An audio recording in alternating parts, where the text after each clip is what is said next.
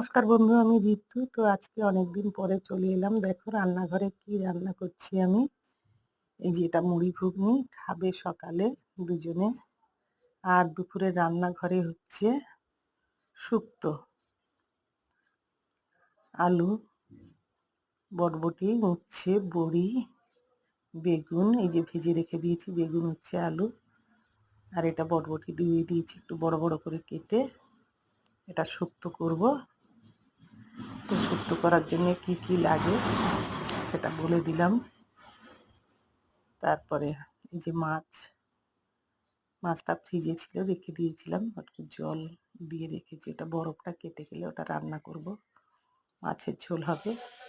আলু সিদ্ধ করে রেখে দিয়েছি, ওটা আলু মাখাবো একটু।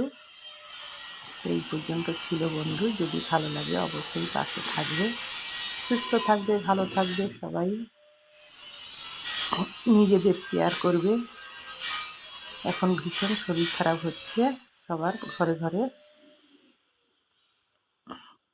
ভালো লাগলে পাশে থাকবে বন্ধু। নমস্কার।